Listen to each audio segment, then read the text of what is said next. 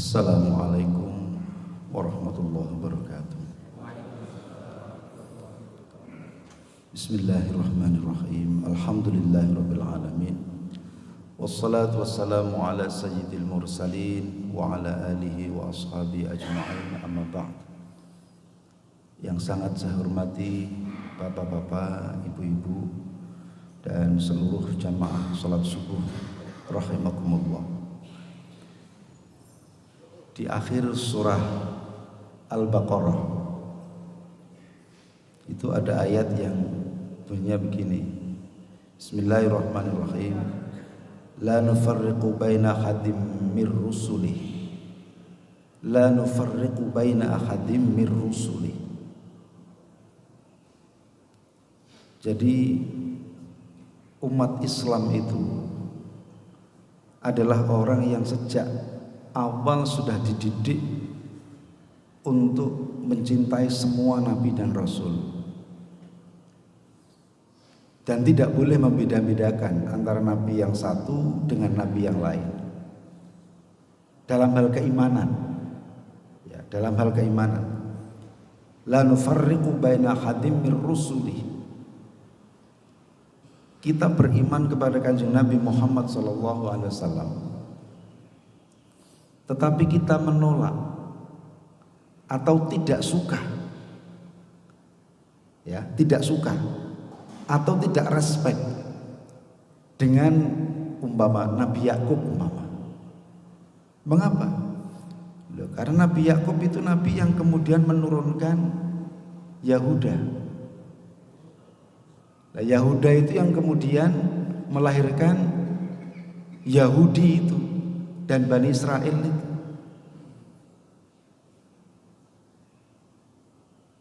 Maka karena kita tahu apa yang sedang terjadi saat ini di Gaza umpama, dan di beberapa tempat yang lain, kita menjadi semakin tidak terlalu respect kepada Nabi Yakub. Lah, iman yang seperti ini tidak boleh, tidak sah.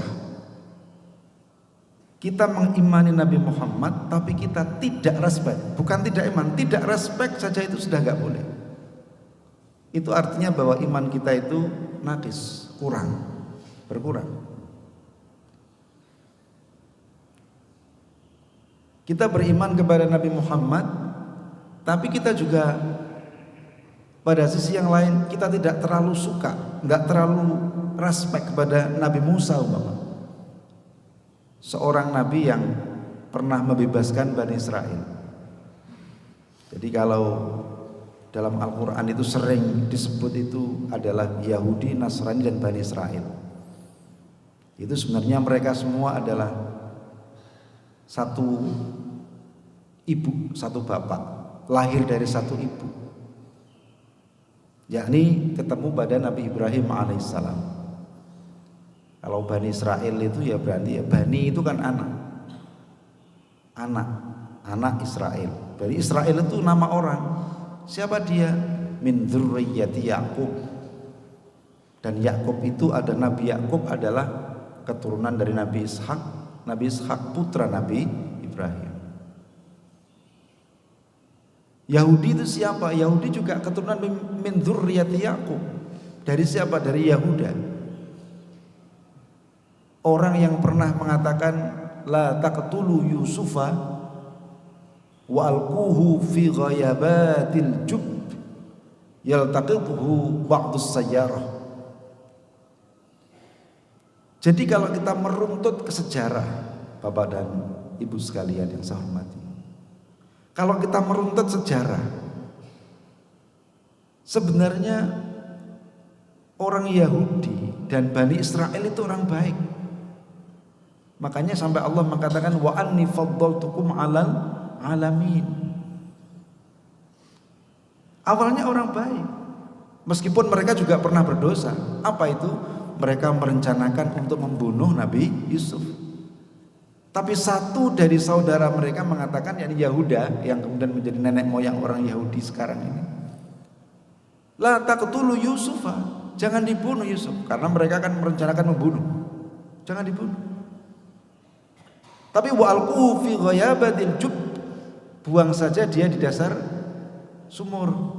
Yang sumur itu tidak terlalu jauh dari keramaian. Sumur itu berada di tempat di mana orang itu biasanya lewat di sekitar situ. Yaltaqithu ba'du sayyarah, agar supaya nanti sebagian orang yang pejalan kaki itu mereka bisa menemukan Yusuf. Jadi intinya Yahuda dan kawan-kawannya ini adalah orang yang tego lorone tapi gak tego patine. Saudara kan begitu, apalagi ini saudara tunggal ayah beda ibu. Lah ini hati-hati Pak. Ya, memang yang namanya saudara tunggal ayah beda ibu atau tunggal ibu beda bapak atau bahkan saudara kandung sekalipun itu potensi untuk menjadi rival. Kalau tidak didasari dengan keimanan. Jadi dia adalah orang yang pernah, meskipun saudaranya menginginkan Yusuf itu dibunuh saja. Yusuf itu saudaranya Bunyamin, itu satu ibu dan satu bapak. Tapi kalau dengan saudara-saudara Yahuda dan yang lain 10 itu satu bapak beda ibu.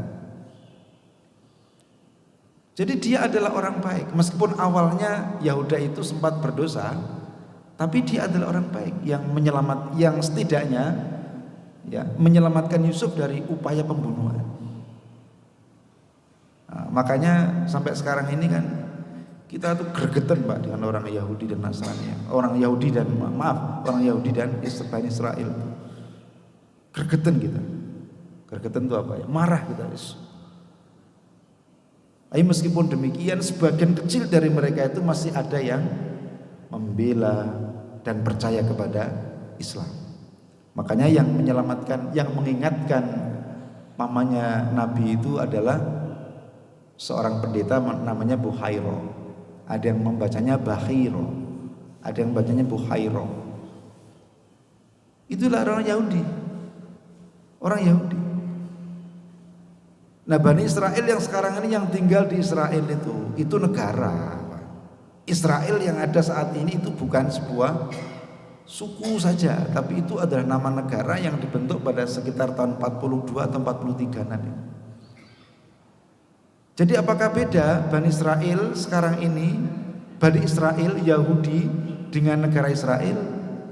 Ya beda, tetapi kebanyakan orang-orang Yahudi itu ngumpulnya ya di Israel itu. Karena itu mereka awalnya berpencar, ya berpisah-pisah karena banyak peristiwa yang telah menghiasi kehidupan mereka. Termasuk diantaranya adalah mereka menjadi buronan, ya menjadi bahan bulian dan dihabisi pada masa rezimnya di Jerman itu, Nazi. Jadi di setiap generasi mereka selalu dihancurkan karena ulah mereka. Terus mereka tumbuh lagi, bangkit lagi. Silakan nanti bisa dibaca bagaimana 3 janji Allah kepada orang Bani Israel. Dan ini kitab suci yang diturunkan oleh Allah 16 abad yang lalu, tapi saat ini terjadi. Jadi Al-Quran itu tidak bohong. Informasi yang Allah berikan pada umat Islam, pada umat manusia dalam Al-Quran itu tidak ada yang bohong, semuanya benar. Nah baik, jadi la nufarriqu baina hadim mir rusuli. Meskipun kita melihat kelakuan orang-orang Israel saat ini yang notabene mereka itu adalah kebanyakan orang Yahudi, itu bukan berarti kita kemudian membeda-bedakan. Oh saya beriman kepada Nabi Muhammad tapi saya enggak mau beriman kepada Nabi Yakub. Saya beriman kepada Nabi Muhammad tapi saya enggak beriman kepada Nabi Isa, atau enggak mau beriman kepada Nabi Musa. La nufarriqu baina hadim mir rusul. Akan tetapi di dalam Al-Quran Allah sendiri itu sering Pak, di dalam mulai dari penyebutan sampai hal yang lain, Allah itu membedakan antara Nabi dan Nabi Muhammad SAW dengan Nabi dan Rasul yang lain. Dan ini, pembedaan ini menunjukkan bahwa Kanjeng Nabi Muhammad SAW itu memiliki satu keunggulan yang tidak dimiliki oleh para Nabi dan Rasul sebelumnya. Duh, kita ini sudah sekian minggu, setidaknya dalam 1 bulan lebih lah terakhir ini kita sering mendengarkan Maulidun Nabi, kisah-kisah Nabi, keteladanan Kanjeng Nabi Muhammad SAW. Itu akan semakin baik. Mengapa? Karena itu akan menumbuhkan kecintaan kita kepada Kanjeng Nabi Muhammad SAW yang akhir-akhir ini sedang dihujat oleh banyak orang yang tidak bertanggung jawab, termasuk orang Yahudi, orang Israel. Mereka mengatakan Muhammad is dead dan sebagainya, penghinaan mereka terhadap Kanjeng Nabi Muhammad SAW. Nah, kita lihat umpama bagaimana Allah membedakan Nabi Muhammad SAW dengan Nabi yang lain. Contoh, dari si panggilan saja sudah beda. Kalau Nabi yang lain itu disebut namanya saja, tapi kalau Kanjeng Nabi Muhammad SAW dalam Al-Quran tidak pernah disebut namanya, tapi yang disebut adalah keagungannya, pangkatnya, kedudukannya, kehormatannya. Contoh, Nabi Adam, orang yang pertama kali, ya Adam uskun anta wa zaujukal jannata. Nabi Adam itu nenek moyang umat manusia. Oleh Allah cukup dipanggil ya Adam, dipanggil namanya, ya Adam uskun anta wa zaujukal jannah. Wahai Adam, saya persilahkan engkau dan ajak juga istrimu untuk masuk ke surga. Disuruh masuk surga, tapi ya dipanggil namanya ya Adam. Nabi Nuh, orang yang usianya 950 tahun, berdakwah, yang beriman itu tidak lebih dari 80 orang. Dalam Al-Quran disebutkan, ya Nuh bi'tu bisalamin minna. Wahai Nuh, karena banjir ini sudah reda, silakan engkau dan ajak kaummu yang beriman itu untuk turun. Dipanggil namanya ya Nuh. Ya Nuh. Nabi Ibrahim yang dijuluki Khalilullah, kekasih Allah, lahalimun awwahun munib. Inna Ibrahim lahalimun awwahun munib. Langsung 3 halimun awwahun munib yang Allah berikan julukan untuk Nabi Ibrahim. Tetapi dalam Al-Quran Nabi Ibrahim itu biasa disebut namanya saja. Ya Ibrahimu a'rid an hadha. Ya Ibrahimu namanya. Wahai Ibrahim, kamu tidak usah ikut campur urusan ini.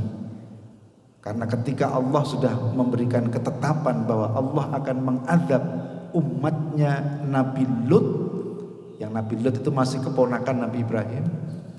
Nabi Ibrahim melakukan satu negosiasi, nek iso ya jangan dihukum, jangan diadab malaikat, jangan. Kasihan mereka.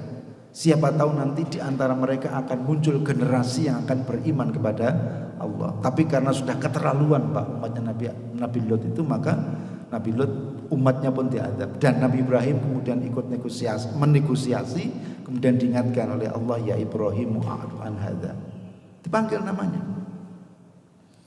Nabi Musa, apalagi nabi yang sangat viral dalam Al-Quran karena kisahnya itu sering disebutkan. Dialah orang yang oleh Allah diperintahkan untuk membebaskan Bani Israel dari cengkeraman Firaun. Nabi Musa itu salah satu orang yang kepingin memohon kepada Allah agar supaya ia bisa melihat dan berdialog langsung dengan Allah. Rabbi arini anzur ilaik. Wahai Tuhan, berikanlah saya kemampuan untuk bisa melihatmu. Jadi Nabi Musa Pak. Jadi orang yang ingin bisa melihat secara langsung Allah itu ya 2. Satu Nabi Musa, yang kedua Nabi Ibrahim. Arini kaifa tuhyil mauta. Kalau itu Nabi Ibrahim. Rabbi arini kaifa tuhyil mauta. Ya Allah, berikanlah saya kemampuan untuk bisa melihat bagaimana engkau menghidupkan orang yang sudah mati. Ini Nabi Ibrahim. Kemudian diingatkan oleh Allah, jangan begitu. Jangan begitu, kamu tidak akan mampu. Dan Nabi Musa itu dalam Al-Quran tidak pernah disebut ya ayuhan Nabi, tidak pernah. Ya Musa gitu aja namanya. Nabi Isa juga ya Isa, ya Luto. ya Isa bin Maryam.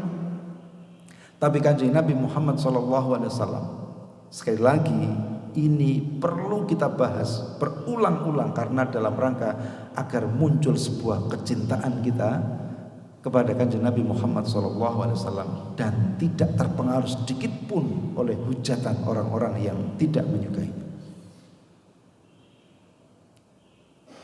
Dalam Al-Quran kanjeng Nabi itu disebut ya ayyuhan nabiyyu, wahai Nabi. Ya ayyuhar rasulu balligh ma unzila ilaik. Ya ayyuhar rasulu, wahai utusan Allah, wahai Nabi Allah. Ya ayyuhal muzammil. Nabi tidak pernah disebut ya Muhammadu atau ya Ahmadu, enggak pernah. Loh, begini nih sebuah isyarat. Kalau Nabi yang lain itu disebut namanya, sedangkan kanjeng Nabi Muhammad dalam Al-Quran itu tidak pernah disebut namanya kecuali kedudukannya, pangkatnya, keagungannya. Ini kan berarti Allah itu menunjukkan bahwa dia adalah orang yang sangat terpilih. Makanya dalam Wakilah dalam kitab Taurat itu kan sudah disebutkan banyak tentang kehadiran nanti Nabi itu ada Nabiyul Ummi. Makanya orang Yahudi itu sebelum sebelum ya pra Islam, sebelum Nabi lahir, itu orang Yahudi sudah terbiasa kalau mereka mau berperang. Mohon maaf saya sebutkan kata perang di sini. Orang Yahudi kalau mau perang, orang Yahudi sebagian, terutama mereka yang tinggal di Khaybar.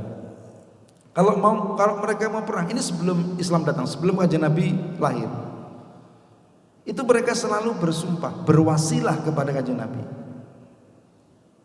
Ibnu Abbas meriwayatkan sebuah riwayat begini. Jadi orang Yahudi itu mengatakan, inna nas'aluka bihaqqin nabiyyi al-ummiyyi alladzi wa'adtana an tansurna alaihim. Jadi orang Yahudi itu kalau mau berperang, mereka itu selalu berwasilah kepada kanjeng Nabi Muhammad SAW. Padahal kanjeng Nabi belum lahir. Dari mana mereka tahu? Ya dari kitab Taurat. Semua kitab yang pernah Allah turunkan sebelum Al-Quran itu pasti menjelaskan tentang kehadiran Nabi yang terakhir, yakni seorang yang ummi, seorang Nabi yang tidak bisa baca tulis. Inna nas'aluka, wahai Allah, kami mohon kepadamu, bihaqqin nabiyil ummi, dengan wasilah Nabi yang akan engkau turunkan, yang dia itu disifati al-ummi, tidak bisa baca tulis. Maka alladzi wa'adtana, sebagaimana yang telah engkau janjikan kepada kami, antang surona alaihim, berikanlah kami kemenangan atas musuh-musuh kami. Dan itu mereka menang. Dan itu sering mereka lakukan. Tetapi ketika Nabi lahir, apa yang terjadi? Falamma bu'itsan nabiyyu sallallahu alaihi wasallam kafarubi. Ketika Nabi itu sudah datang, sudah lahir, mereka mengingkarinya, tidak mau mengakui. Mengapa?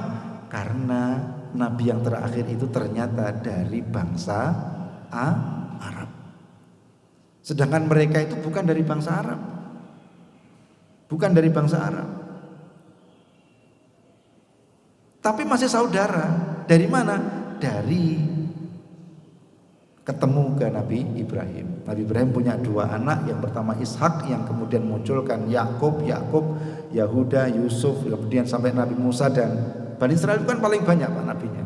Makanya kalau wa anni faddaltukum 'alal alamin itu iya. Nah, tapi kemudian yang Nabi Muhammad SAW ini dari garis Nabi Ismail alaihissalam. Nabi Ismail itu putra Nabi Ibrahim. Makanya kalau dalam Al-Quran surah Ali Imran itu, ya ahlal kitabi qul ta'alau ila kalimatin sawa'in bainana wa bainakum alla na'budu illallah. Itu ada indikasi, Pak. Ada indikasi bahwa nanti ya, antara ahlul kitab, yakni orang Yahudi, orang Nasrani itu, ini nanti bisa ketemu kalau mereka itu ila kalimatin sawa. Andaikan mereka itu mau mengakui kalimat sawa, kalimatin sawa. Kalimatun sawa itu apa? Ya tauhid itu, Allah na'budu illallah. Untuk agar kita hanya menyembah hanya kepada Allah saja, Tuhan yang Maha Esa, ketemu. Ada indikasi ke sana. Nah, baik, mari kita bahas sekarang dari sisi kehebatan Kanjeng Nabi Muhammad SAW. Mengapa kita sampai membahas sekian lama, kita bahkan sholat kita sendiri itu tidak akan sah kalau tidak ada sholawatnya, ya kan? Sholat kita tidak akan sah kalau tidak ada sholawatnya. Makanya Kanjeng Nabi Muhammad SAW itu rahmatan lil alamin, itu benar. Ibnu Abbas itu meriwayatkan sebuah riwayat begini. Jadi dia pernah bermimpi ketemu dengan pamannya, yakni Abu Lahab. Jadi Abu Lahab itu paman pakdinya Nabi Muhammad. Nah, Ibnu Abdullah itu adalah masih saudara Nabi. Nah, kemudian dia bermimpi. Dalam mimpinya itu dia ketemu dengan Abu Lahab. Kemudian dia bertanya, bagaimana kabarmu sekarang wahai paman? Lalu Abu Lahab mengatakan, ma laqitu rohatan illa annal azaba yukhaffafu anni kulla yaumi itsnain. Saya sejak meninggal sampai sekarang ini saya tidak pernah merasakan kenikmatan sedikit pun, kata Abu Lahab. Ini dalam mimpinya. Kalau sahabat yang bermimpi kan sahih. Persoalan orang tidak percaya silahkan. Malakitu rohatan illa annal adzaba yukhaffafu anni kulla yaumi isnain. Saya itu tidak pernah merasakan kenikmatan sedikit pun selama saya meninggal sampai sekarang, kecuali hari Senin. Kulla yaumi isnain, kecuali setiap hari Senin. Setiap hari Senin. Mengapa? Karena Abu Lahab itu adalah orang yang sangat mencintai Kanjeng Nabi Muhammad SAW pada saat beliau lahir. Jadi ngerti keponakannya lahir, maka dia senang bukan main. Saking senangnya, maka kemudian dia memerdekakan budaknya itu dalam rangka bukti bahwa dia sangat mencintai keponakannya yang baru lahir, apalagi laki-laki. Duh, itu saja sudah cukup untuk menjadikan syafaat. Kanjeng Nabi Muhammad turun kepada Abu Lahab kulla yaumi isnain, setiap hari Senin. Orang yang sudah dinas dalam Al-Quran, tabbat yada abi lahabin wa tab. Orang yang pasti masuk neraka itu ya Abu Lahab dan istrinya. Wa mra'atuhu hammalatal hatab fi jidha hablum mim masad. Orang yang sudah pasti masuk neraka, Pak. Ayatnya jelas kok. Meskipun tafsir ayat itu Abu Lahab itu adalah sebuah julukan, tapi itu merujuk kepada pamannya Nabi. Abu Lahab itu artinya orang yang wajahnya itu merah. Merah karena suka marah. Jadi kalau kita itu orang yang suka marah atau mengumbar marah terus, dididik marah dan tidak ada kontrol. Sudah tidak ada yang mengingatkan, tidak ada kontrol lagi. Ya sudah, ya kita sama dengan Abu Lahab. Tabbat yada abi lahabi wa tab. Loh, orang yang oleh Al-Quran sudah dinas pasti masuk neraka, itu setiap hari Senin itu dia akan mendapatkan kortingan, diskon, tidak disiksa oleh Allah, karena dia pernah senang hadirnya, lahirnya Kanjeng Nabi Muhammad SAW, dan dia sempat memerdekakan budak. Para jamaah sekalian yang sangat saya hormati, ada banyak hal yang bisa kita tiru dari Kanjeng Nabi dan ada yang tidak. Coba kita lihat umpama dalam Hayatus Sahabah itu diceritakan, dan ini masyhur ini Pak, dalam banyak kitab dijelaskan bahwa Kanjeng Nabi itu orang yang keringatnya saja itu wangi, Pak. Keringatnya itu wangi. Nah, saya yakin kita tidak ada yang bisa meniru yang satu ini. Siapa di antara kita yang keringatnya wangi? Pasti bau. Loh, tapi itu ada manusia yang oleh Allah diberikan keistimewaan seperti itu ada. Tapi ketika sudah wafat, Banyak Pak kiai-kiai yang sepuh-sepuh dulu itu banyak. Ketika hidup ya biasa, ya ono bau kecute barang, ya namanya manusia lumrah. Tapi ketika sudah wafat itu baunya wangi, itu banyak kita dengar. Sudah utuh jasadnya wangi lagi. Loh itu manusia biasa Pak. Apa maneh Kanjeng Nabi Muhammad sallallahu alaihi wasallam yang Allah itu memprioritaskan dalam banyak hal dalam Al-Qur'an itu. Makanya sampai dalam Al-Qur'an itu ada sebuah ayat innallaha wa malaikatahu yusholluna 'alan nabi ya ayyuhalladzina amanu shallu 'alaihi wasallimu taslima. Tidak ada orang yang didoakan oleh Allah sendiri, itu tidak ada kecuali Nabi Muhammad sallallahu alaihi wasallam. Nah yang begini ini orang Yahudi tidak akan mau nerima, tidak mau menerima. Jangan dikira kemudian perang yang terjadi saat ini itu adalah mereka itu karena mereka juga menggunakan atas nama agama, on the name of God, atas nama Tuhan mereka. Mereka berperang itu juga atas dasar ayat-ayat suci mereka. Tapi Al-Quran mengatakan bahwa ayat suci mereka itu ayat suci yang sudah didustakan karena itu adalah hobinya orang Bani Israel.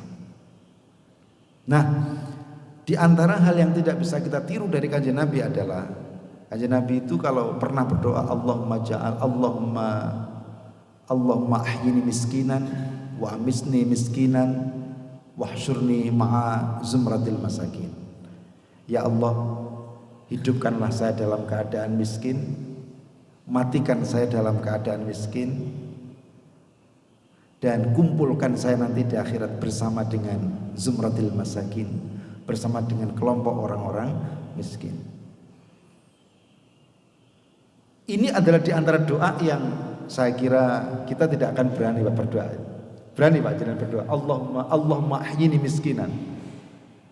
Ya Allah, hidupkanlah saya dalam keadaan miskin. Tidak berani.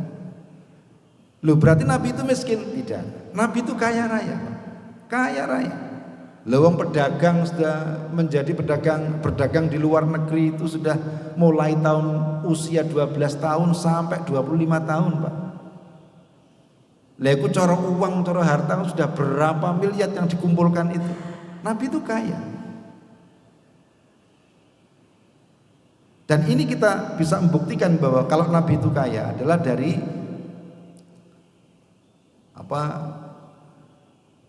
mahar yang Nabi keluarkan ketika menikahi Khadijah itu berupa 20 onta. 20 onta itu berapa kalau sekarang dirupiahkan? 20 onta dan 200 gram emas. Karena memang Nabi itu kaya. Di usia 12 tahun loh Pak, sampai dengan 17, 20, sampai dengan 25 sudah ada sekitar 12 negara asing, negara luar negeri yang sudah beliau kunjungi. Adakah seorang pemuda saat ini? Mungkin ada tapi jarang. Ini menunjukkan bahwa Nabi itu kaya, tetapi miskin itu adalah pilihan beliau. Tapi ini kemudian jangan diartikan bahwa Nabi itu mengajar kita miskin, tidak. Nabi mengatakan kalau kamu beribadah, maka ingat kamu akan mati besok. Tapi kalau kamu sedang bekerja, ingat kamu akan hidup selamanya. Jadi Nabi itu tetap menghendaki umatnya itu kaya, makmur, sejahtera. Nah, seperti itu. Nah ini bagian dari sisi yang mungkin akan sulit untuk kita tiru. Tidak perlu kita tiru. Lah Kanjeng Nabi dalam sebuah riwayat yang disampaikan oleh Imam Al-Baihaqi, seorang ahli hadis, dia mengatakan bahwa ada salah seorang sahabat yang sahabat ini namanya Abdullah bin Zubair. Abdullah bin Zubair ini seorang sahabat yang memiliki keunikan yang tidak pernah dilakukan oleh umat sahabat yang lain. Abdullah bin Zubair ini suatu hari ketika Nabi itu sedang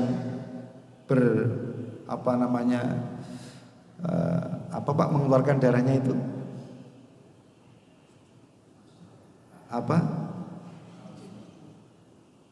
mengeluarkan darahnya untuk di kop itu loh Pak, supaya darahnya keluar. Nah, bekam. Ya. Ketika Nabi bekam, setelah bekam itu kan muncul keluar darahnya. Kalau di sini mungkin ya fasdu kayak gitu tuh ya.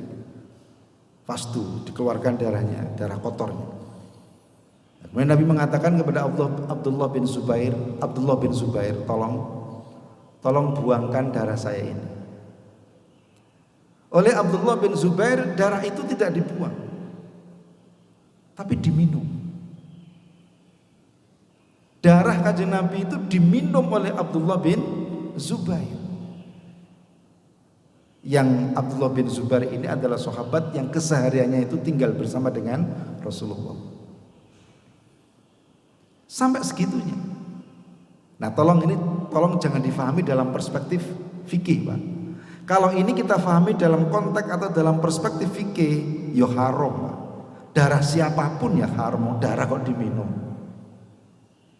Termasuk Nabi itu kalau habis wudhu, itu bekas air wudhunya itu jadi keroyokan para sahabat. Untuk apa? Bukan untuk wudhu. Kalau untuk wudhu batal, itu mustakmal. Tapi karena baunya itu wangi, maka dibawa pulang. Untuk anak istrinya, untuk dia sendiri. Nah, yang menarik adalah Abdullah bin Zubair tadi itu darahnya sampai diminum. Nah, setelah ditanya, apakah engkau sudah membuang darah bekas bekamku wahai Zubair? Belum Nabi, tapi saya meminumnya. Loh, kok bisa kamu minum? Begini Nabi, saya itu punya keyakinan bahwa jika sesuatu yang keluar dari organmu kemudian saya minum dan menjadi satu dengan organ saya, dengan jasad saya, maka saya yakin neraka tidak akan berani menyentuh jasad saya.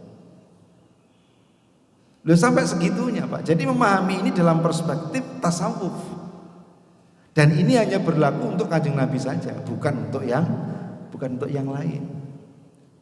Nanti panjenengan darahnya, tolong nak, darah saya ini, darah Abah ini minuman, supaya nanti kita bisa bersatu ketemu di surga nanti. Ya penyakit Pak. Ini hanya khusus untuk Kanjeng Nabi. Allahumma shalli ala Muhammad. Allahumma shalli ala Muhammad. Allahumma shalli ala Muhammad. Jadi seperti itu para sahabat itu memuliakan Kanjeng Nabi itu. Dan itu sekali lagi, ini bukan berarti menuhankan loh Pak ya. Jadi orang yang di mana-mana memperingati kelahiran Kanjeng Nabi Muhammad SAW itu jangan difahami itu sebagai bentuk pengkultusan dan menuhankan sosok Muhammad SAW, tidak. Tapi menghormati. Bagaimana loh, Allah sendiri itu dari sisi panggilan saja itu nggak pernah manggil namanya. Kemudian Allah juga mengistimewakan lagi, innallaha wa malaikatahu yusholluna 'alan nabi.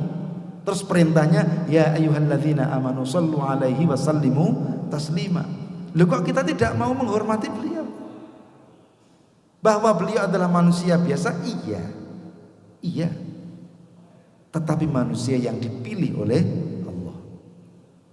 Masa kita kalah dengan orang Yahudi? Orang Yahudi aja berwasilah ingin mendapatkan sesuatu, mohon pada Allah, kemudian mereka berwasilah kepada Kanjeng Nabi. Lah kita tidak mau. Wasilah itu beda dengan meminta. Ini hal yang penting yang harus kita ketahui. Makanya,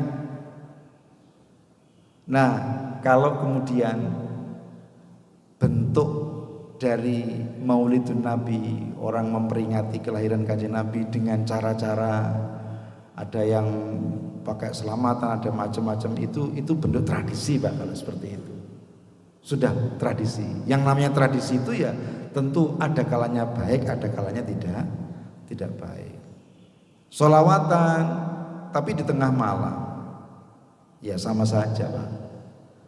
Karepe iku kepingin memperingati Kanjeng Nabi, ya, tapi dilakukan dengan cara yang mengganggu orang lain, ya padha wae. Sesuatu yang niatnya baik menjadi tidak baik. Nah, sholawatan jam 12 bengi. Ada kan di kampung itu? Ada yang sampai jam 1 pas waktu kelahirannya itu loh. Jam 1 malam, yo ojo ngono rek. Yo ojo jam 1 dalu ngono wae wong turu lah ya blebeken. Iki sapa ki wae wong turu belebeki. Yang dibaca itu baik. Ya Nabi salam alaika dan seterusnya. Tapi jam 1 malam. Jadi ya memperingati tapi dengan cara yang baik yang tidak mengganggu orang lain. Kalau masyarakatnya itu sepakat jam sekian ya silahkan. Kalau masyarakatnya sepakat. Seperti di Padang itu ya, jam 1 itu azan itu sudah biasa Pak. Jam 1 malam itu loh. Jam 1 malam, jam 2 malam azan itu biasa kita dengar di sana, di Padang itu. Makanya jenengan kalau di sana kemudian jam 1 ada azan malam, jenengan bangun tidur kok ada malam, hati-hati. Jangan-jangan itu azan yang jam 1 atau jam 2. Belum azan subuh maksudnya. Setelah saya lihat ternyata masih jam 1. Kemudian saya tanya, ini azan apa? Ini adalah azan untuk qiyamul lail. Masya Allah. Jadi qiyamul lail itu orang azan nih. Tapi ini tolong jangan dipraktekkan di sini. Ya, diantemi uang di masjid ini. Ya jelas mengganggu orang kan juga butuh istirahat. Suara gini aja Pak. Ini kalau di luar Pak. Suara begini nih. Ini mohon maaf. Ini kalau di beberapa negara kan sudah boleh. Beberapa negara. Saya tidak mengatakan itu negara tidak Islam, enggak. Di negara Islam sekalipun ada yang tidak boleh suara yang selain azan dan baca Quran enggak. Ini bentuk ajaran Islam yang mengajarkan toleransi. Ya ngono tapi jangan terlalu gitu loh maksudnya. Memperingati kelahiran Kanjeng Nabi ya silakan tapi harus dengan cara yang baik, tidak sampai mengganggu orang lain. Nah, sahabat itu orang yang sangat mencintai Nabi itu sampai Nabi itu kalau habis makan itu mereka keroyokan untuk mendapatkan bekasnya. Pada Nabi itu kalau makan tidak ada sisanya. Gak apa-apa gak ada sisanya. Tapi piring yang pernah disentuh oleh Kanjeng Nabi itu mereka berkah, mengandung berkah. Makanya sahabat di antara sahabat yang paling beruntung itu adalah sahabat Abu Ayyub Al-Ansari yang rumahnya itu ditempati Kanjeng Nabi Muhammad SAW. Yang beliau itu yang bagian masak, tukang masaknya Kanjeng Nabi. Piringnya pernah disentuh Nabi, sendoknya pernah disentuh Nabi, rumahnya pernah diinjak oleh kulit Nabi. Maka orang yang paling beruntung di antaranya adalah Abu Ayyub Al-Ansari. Makanya kalau sekarang ini kemudian Bapak dan Ibu dan saudara sekalian yang sangat cinta kepada Kanjeng Nabi dan ingin membuktikan rasa cintanya, tidak usah menunggu Jumat berkah Pak. Kita buat saja sebuah istilah Senin berkah. Jadi ada Jumat berkah, ada Senin berkah. Kalau Senin berkah itu kan kita mengeluarkan sedekah, meskipun hanya 1 bungkus nasi, 1 gelas air putih, yang itu kita keluarkan, itu kita sedekahkan. Ya Allah, ini saya sedekahkan demi bukti cinta saya kepada Kanjeng Nabi, maka itu akan luar biasa. Jangankan kita orang yang beriman, Abu Lahab saja yang tidak beriman itu dibebaskan dari siksa neraka pada hari Senin, setiap hari Senin.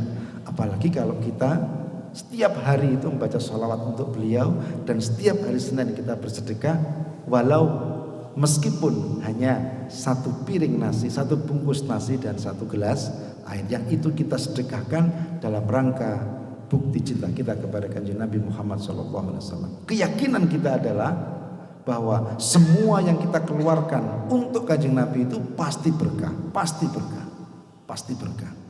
Sudah, ini saja, mudah-mudahan bermanfaat. Mungkin ada Bapak dan Ibu yang mau menyampaikan pertanyaannya, silakan.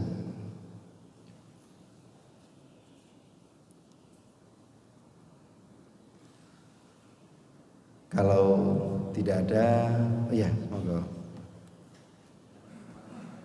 Waalaikumsalam warahmatullahi wabarakatuh.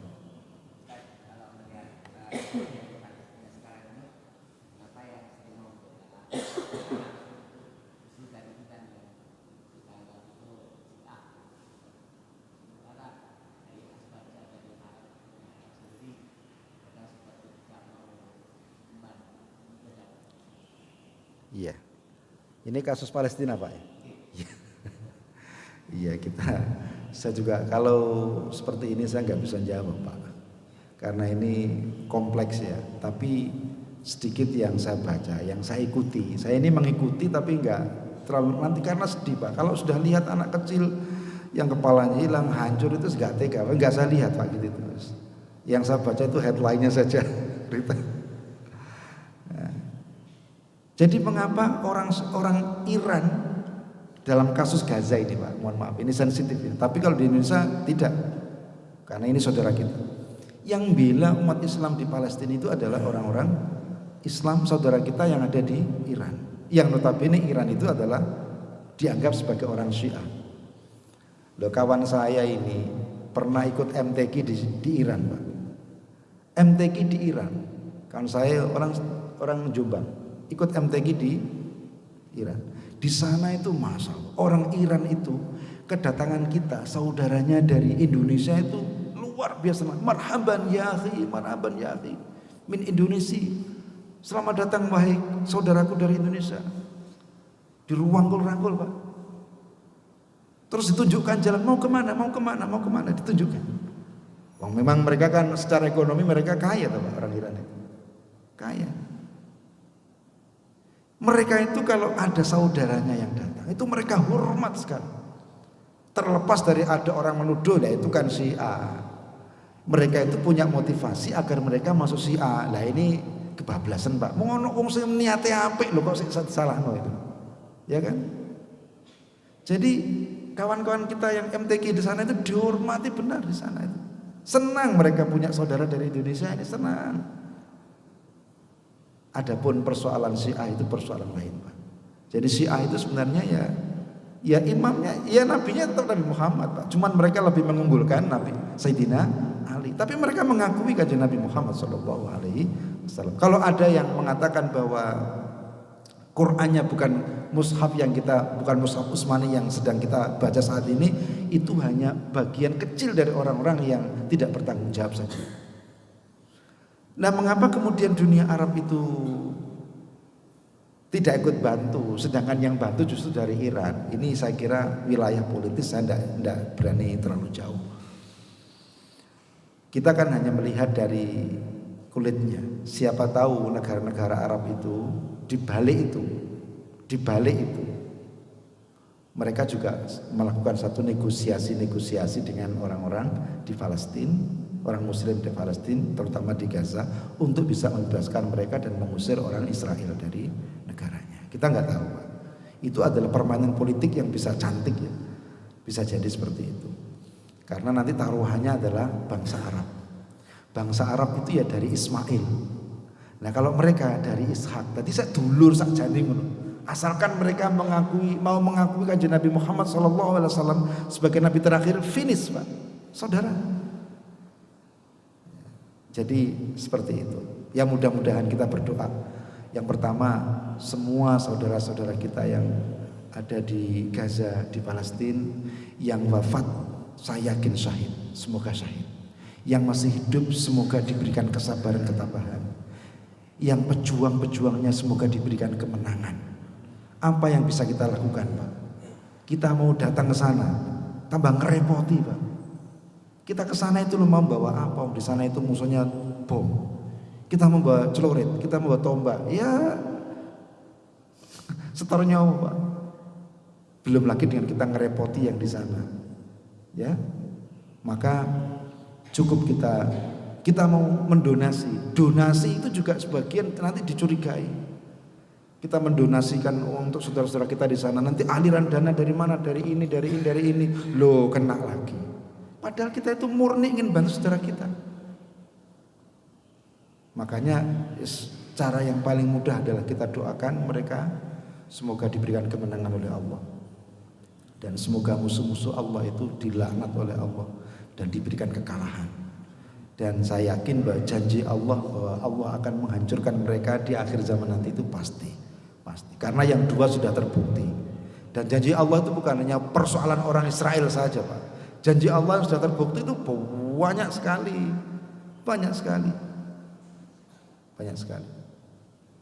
Saya kira itu semoga bermanfaat, dan silahkan nanti panjenengan membaca lagi buku-buku terkait dengan itu, fenomena yang ada saja.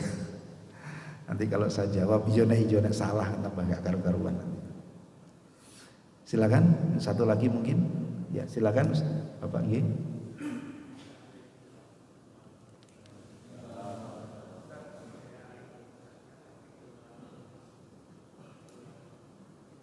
Nggih.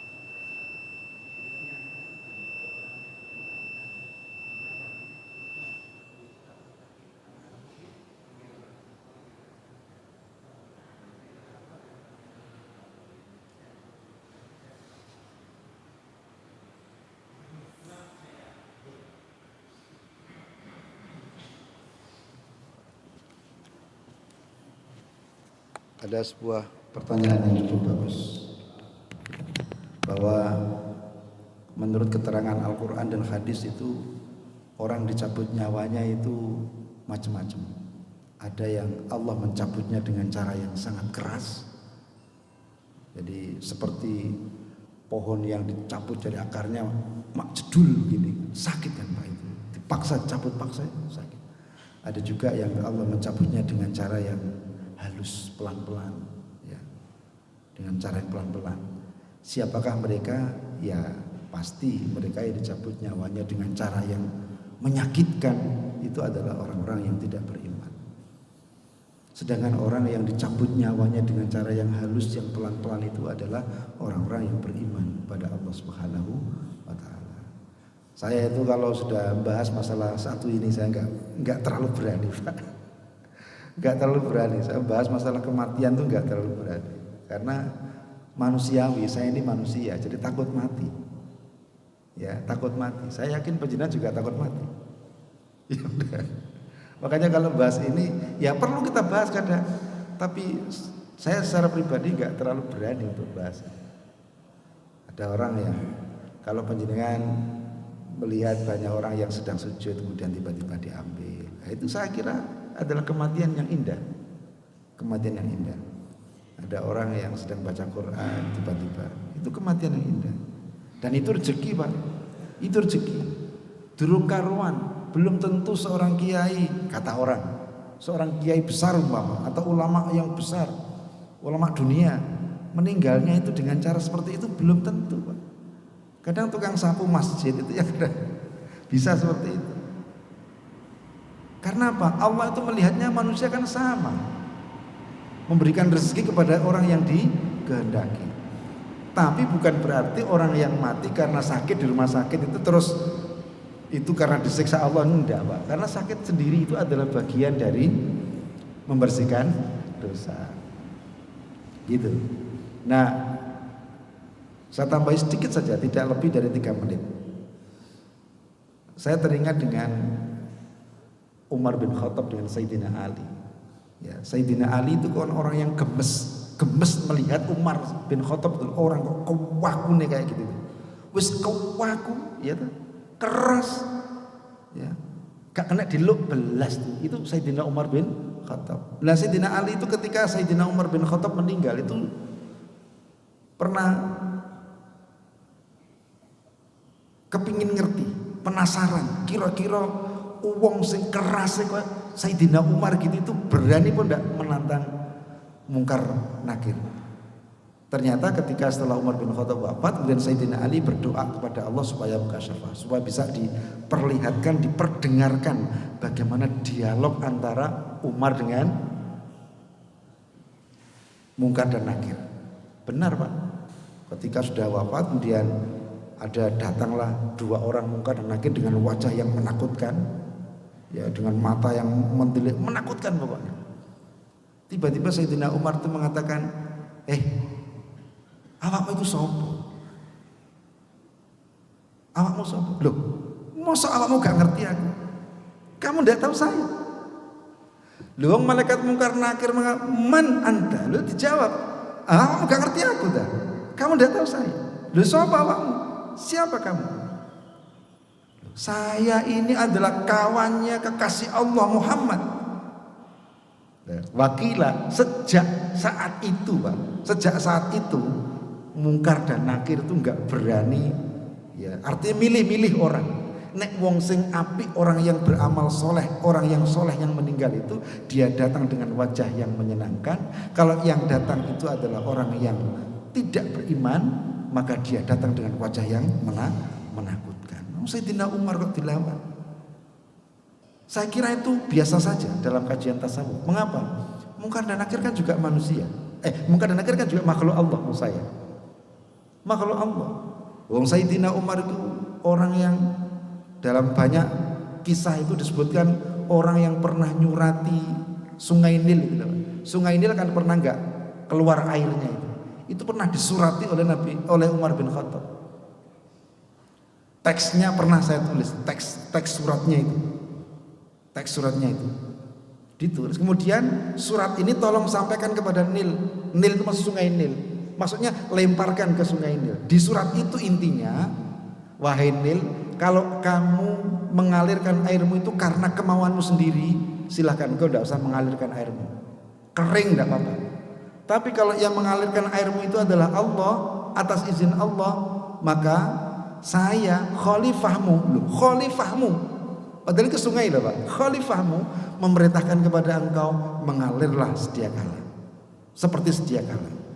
Dengan setelah surat itu dilemparkan Pak, disaksikan oleh sekian banyak orang penduduk Mesir, Sungai Nil itu mengalir seperti sedia kala. Itu Sayyidina Umar.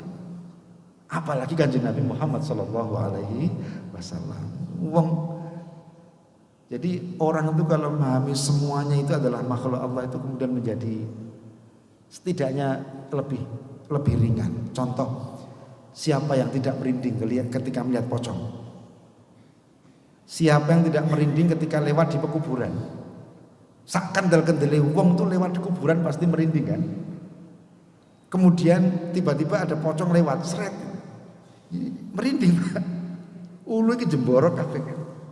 Tapi ketika itu difahami bahwa dia sejelek apapun, semenakutkan apapun, dia adalah makhluk Allah, maka andaikan kita masih takut itu sudah berkurang. Ya benar. Dan ini saya kira penting. Kalau kita ngaji hikam itu penekanannya pada semuanya ini adalah makhluk Allah. Maka ketika kita melihat bahaya atau kenikmatan, semuanya itu adalah kehendak Allah. Maka mungkin kalau kita mendapatkan bahaya tetap akan sakit, tetapi rasa sakit itu akan sedikit berkurang karena kita memahami bahwa itu adalah kehendak Allah Subhanahu wa taala. Saya kira cukup Pak, mari kita berdoa. Mudah-mudahan kajian kita pada pagi hari ini dijadikan sebagai ilmu yang bermanfaat fid din wa dunya wal akhirah, mengantarkan kita untuk selalu mentaati Allah, mencintai nabinya. Bismillahirrahmanirrahim.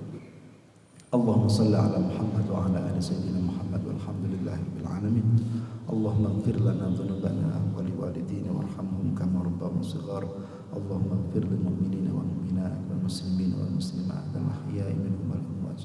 Rabbana hab lana min azwajina wa dhurriyyatina qurrata a'yun waj'alna lil muttaqina imama. Rabbi ij'alna muqimina as-salati min dhurriyyatina rabbana wa taqabbal du'a. Rabbana atina fid dunya hasanah wa fil akhirati hasanah wa qina adzaban nar. Sallallahu ala sayyidina Muhammad wa ala alihi wasallam. Alhamdulillahil alamin. Kurang lebihnya mohon maaf. Wallahu muwaffiq ila aqwamit thoriq. Wassalamualaikum warahmatullahi wabarakatuh.